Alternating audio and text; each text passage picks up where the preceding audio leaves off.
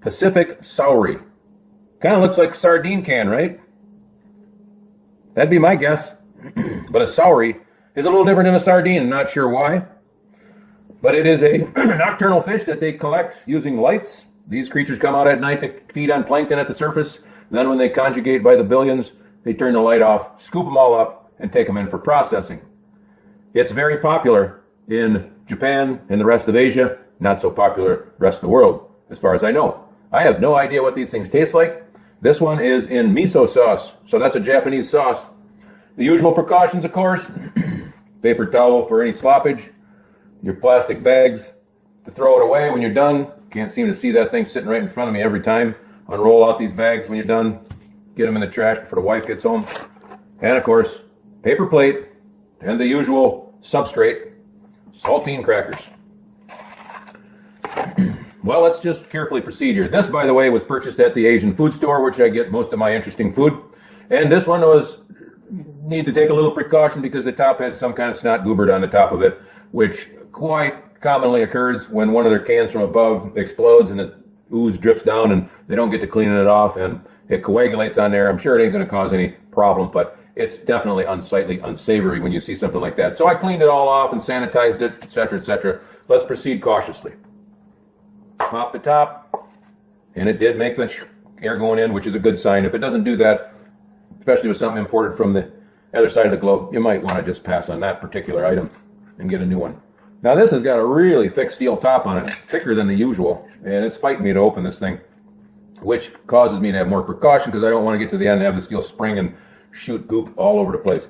This one has a more powerful than normal odor once I crack the top. I'm going to start throwing the pieces away immediately as we open it. Now upon inspection here, short stubby little pieces of fish. They got their back fins intact. They got their dorsal fin, I guess it's called. Their back flipper fin is missing.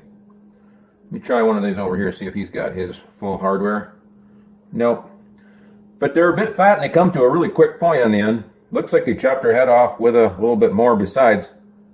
And of course the inwards are still intact.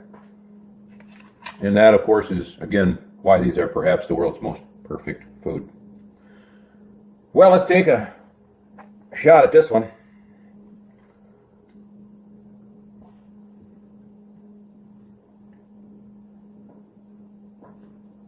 Probably shouldn't have done that.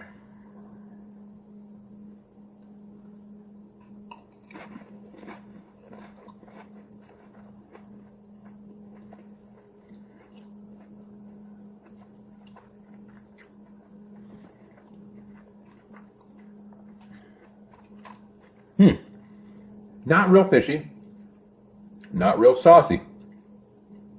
It's not really strong at anything, not even a blend. I'm not sure I'm impressed with this Pacific Saury thing.